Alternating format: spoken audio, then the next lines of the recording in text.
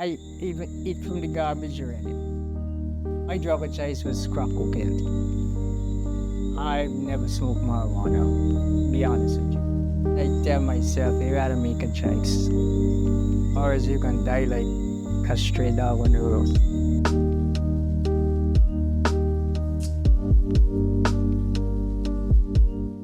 My name is Ali, from Diamond Housing Scheme, and I'm a recovering addict.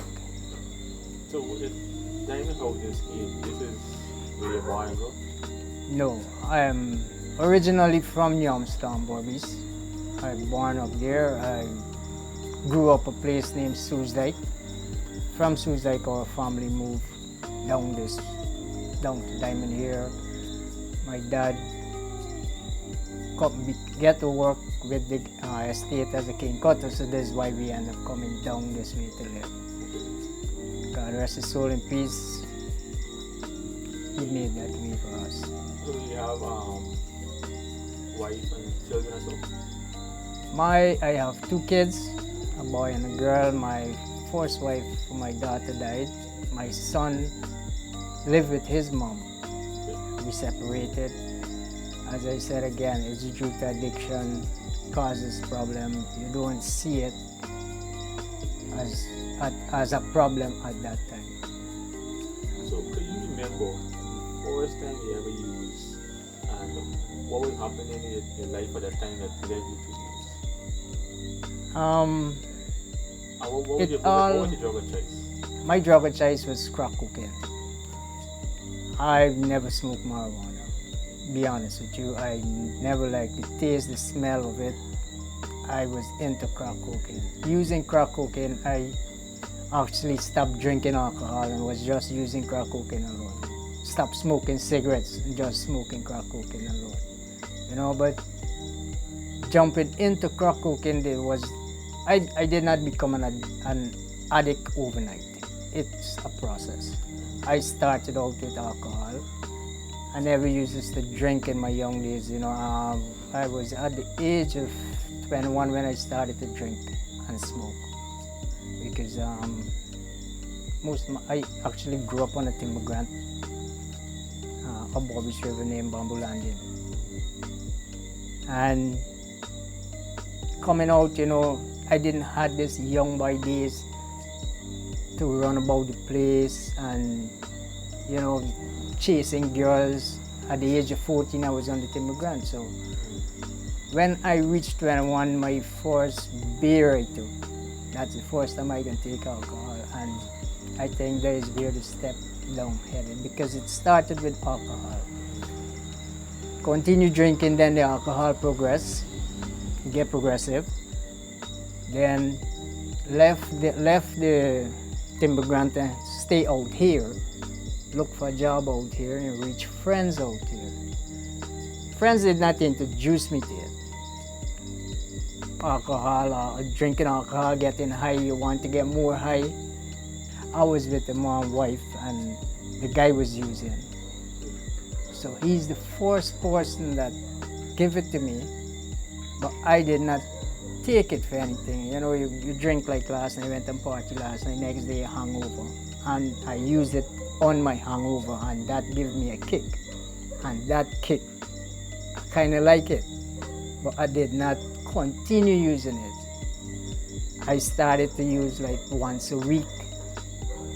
Then as it go along, twice a week, then 3 times a week. Then it started to go every day for a week. And I was on and off. My life wasn't settled. I was sometime out here, sometime in the interior, trying to run from myself and trying to run from the addiction, but it was always with me. Being in the interior, I had that little bit of freedom where I know if I don't work and I ain't get money, I can't get it, so you have to work. Then coming back out here, instead coming back out here and started to use out here and holding a job, never work out. Then you reach to a point where I say, as my counselor always say, F it. You use the F4. There's when I give up hope. You know, that I don't care anymore then. Because I lose my wife, I lose my first wife died. Me and my son mother separated. You know, my loved ones around me were telling me the right thing, but to me it was never the right thing I want to hear. I want to hear what they want me, what I want them to tell me. And eventually I ended up on the streets. I even was on the streets in Georgetown and I got kicked out. But I never see it the way under the addiction, how it had me, you know, because the compulsion of using was there. But deep in my thought, I always tell myself, you know, hey, this is not who I want to be. But the compulsion for use was always there. Don't mind I want to stop, I couldn't. And I was in the block smoking a day. And I said, God, if you're a real God, and if you're listening to me, help me get out of this. And I will serve for the rest of my life. And he did answer me. He got me out. I went to the rehab, get myself together, my family. So before you go on, just want to know, during all the period, you mentioned losing your wife and relationships because of it. So yes. Did you start use it more to like try to numb some of the pain? Actually using when me and my wife broke up, when due to my addiction, my habit, my ways, because I can't have a family and use. So using tend to make me forget. It kind of gives me a feeling like, you know, nobody cares about me. Should I care about me? What comes to do in our own Guyanese language? What comes to do? You know, and when I use now, and it gives me that push again to go and get high again. So I keep chasing that high. Eventually, is more and more and more I getting down into the addiction. I even eat from the garbage already. Yeah. So you would consider that your lowest point? Yes. Yes. That's my lowest point. That is when I never look, I turn and I tell myself, this is not me and this is not who I wanted to be, you know.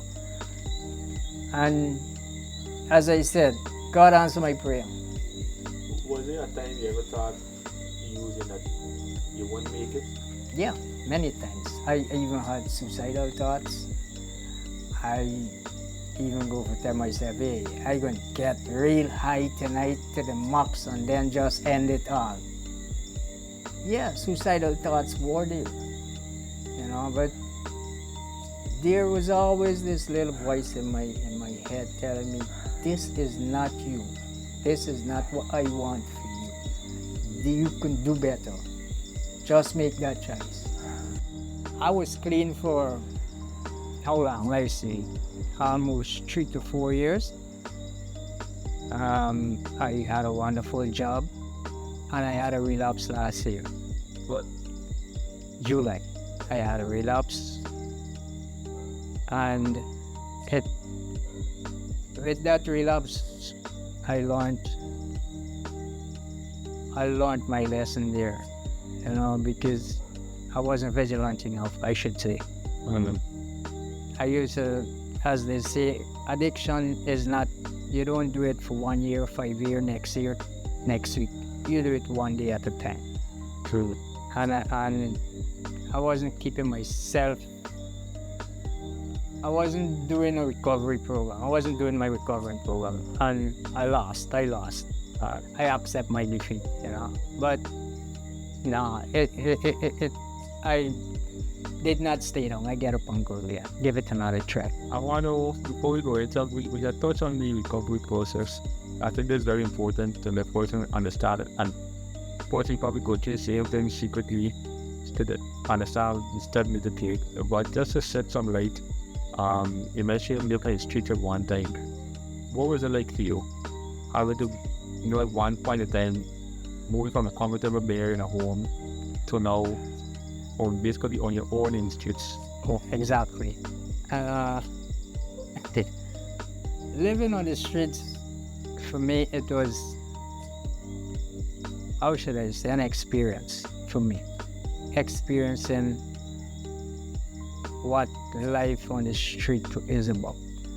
You know, out there on the streets, especially in Georgetown, it's not easy. It's not easy. And I leave Georgetown and come back in Grove. So where I think it was more comfortable for me to use, because there is always somewhere that you could go and sleep. But in town you really can't just sleep on the pave like the people tend to lash you, tend to throw water on you, you know. But coming to Grove and using, and I think there's how come I end up on a prolonged using, because I find myself in my comfort zone. Right? But being in my comfort zone, that little voice I said again in my head, it just keep telling me, this is not who you are. You can do better. So when you hear the voice now, what was the next thing you do to start to your road and recall it? I sit down in my darkest days using high, not unconscious, and I tell myself, you gotta make a choice, or else you can die like a stray dog on the road. This is not what you want for your family. Make a choice. Get yourself back together. Choose life. And I did. And today I do it differently. You know, I do it just for today, one day at a time. Right?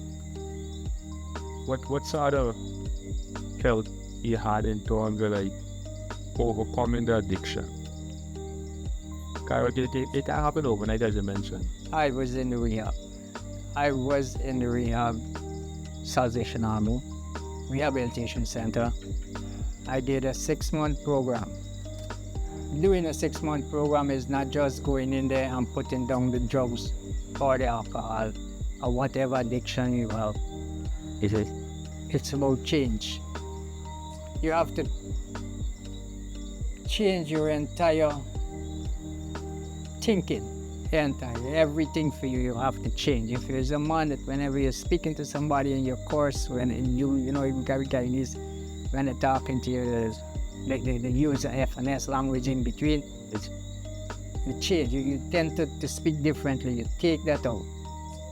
You change your attitude. You become humble and you accept God in your life. It doesn't nobody tell you to become a pastor, a brother or a sister. Just accept God in your life and serve Him. You know, just make sure you kneel down, you pray in the morning, you pray in the evening. Great. What is the hardest part for you in becoming clean? It never had a hard part for me, because I did want it to become clean.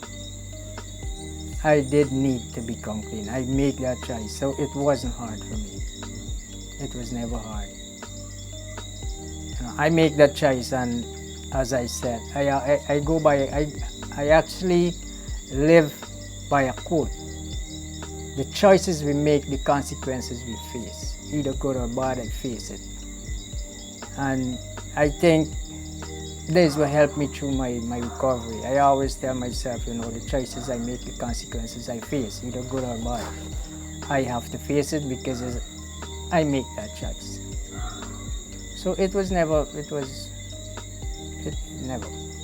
What is your family support like? And maybe mention you have 2 children. What was their support like in terms of like you make a decision out of? They were very supportive. Yeah, my son, I was never, let me make this clear. I was never, my children growing up, my addiction took me away from them. I was never part of their life growing up. I never see them, that baby days, being there, playing with them, I was never part of that. And they see me with this problem and see I try to get myself in order. They were very supportive of me, and I really love them for that. For not being part of their life, but still being supportive of their dad, trying to get his life back on track. So they were, my sisters and brothers, my family are very supportive of me. They're very, very supportive of me.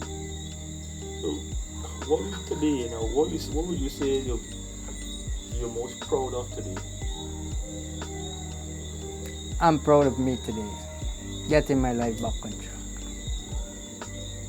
I'm very proud of myself. Today I am able to hold a job down. I'm able to have a girlfriend. I'm able to handle money. There's so many things that I'm proud of myself that I can do today that I couldn't have done in my addiction days. And my addiction days learned me a lot to compare to now.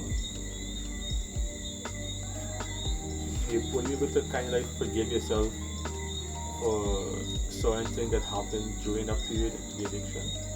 Yes. There are things that we done in our addiction days that cannot be undone. We only could ask for forgiveness, make amends. Might wrong someone. In my clean days, I see the person and I say, what I did back then wasn't me, it was my addiction days. Today, I'm very sorry for what I have done back then. If that person does not want to forgive me, it does not bother me because I make my amends with you. Right. I forgive myself. And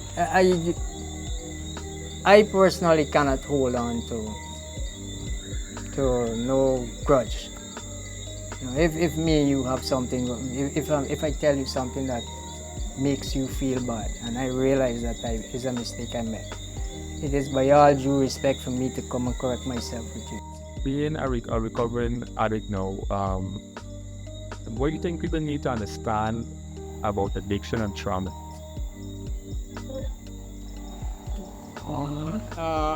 First, I should say,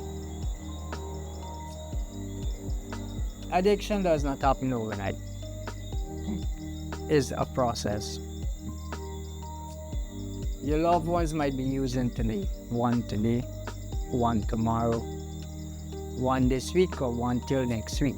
It takes a year for you to become an addict, a blown full out addict. It takes a year. It progress. For people who have their kids out there, maybe see them smoking a joint or see them drinking a beer and telling themselves that, hey, that's okay. It's never okay, because in front of your eye, today, tomorrow, your eye closed and you're gone, you know what they're heading now. Okay. It do progress. It get progressive. Alcoholism is the same thing. And in Guyana here, we have 𝐬𝐴 and I mean, these are things that people don't know about, that we have 𝐬𝐴 in Guyana. We have 𝐴 in Guyana.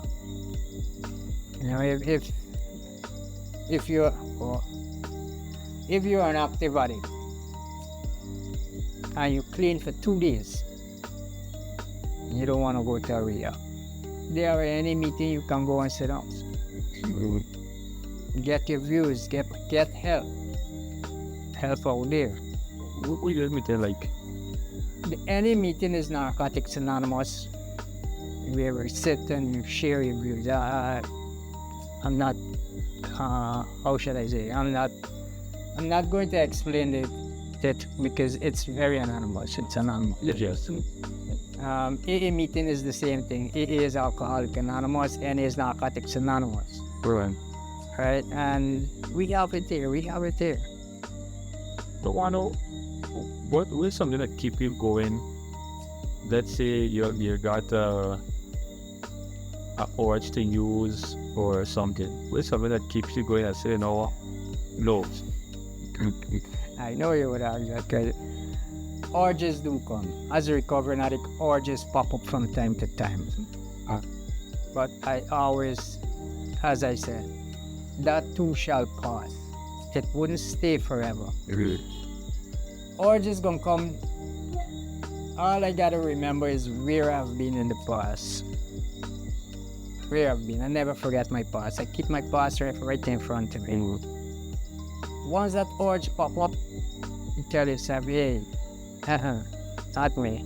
I ain't going back down that road. You find a book you read, you call somebody, you talk to, you get your mind off of it slowly, and eventually it's going to pass. Right. For me, when my urges pop up, I put on my laptop or watch a movie or I play to music or I find something to eat, I get my mind off it. So, I wonder if you had a chance to go back and talk to your younger self, and what you see to the younger self before you even take the first shot of alcohol, you said that needed towards harder drugs. Believe me, I ain't gonna leave it in my grant. I'll stay right in there. Believe me.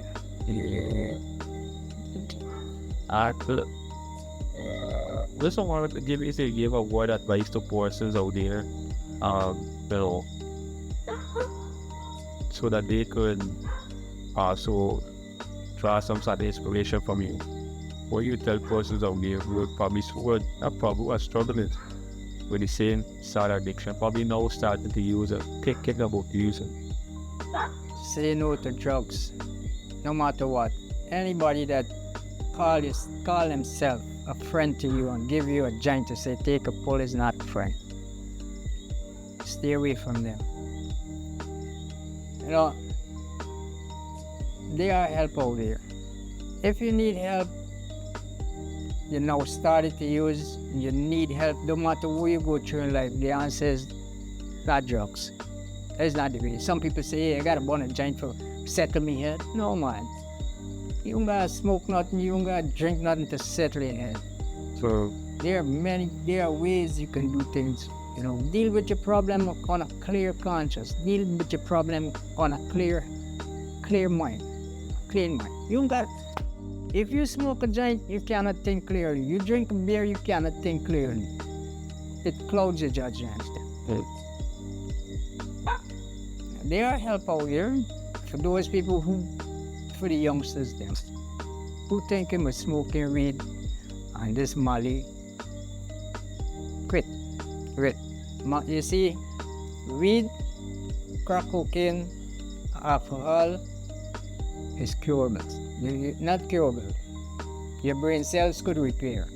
Molly, it's irreversible. Whatever damage that caused, it cannot be repaired. It damages you is a permanent damage. Look at it. Look at a Molly user, a weed user, a crack cocaine user. Look at them recovering. If a Molly user put a recovering Molly user, a weed recovering addict, and a crack addict recovering addict, put the three recovering addicts together and what's the difference between them? Yeah. Molly damage you to an extent that there is no coming back. But weed, you stand a chance. I got a friend who is a recovering addict, so he was a weed addict. He used to eat it actually. Yeah, and he did come up. He did, but it took him a while, and it's coming off of weed is more hard than coming off of crack cocaine. yeah. Yeah, it's very hard.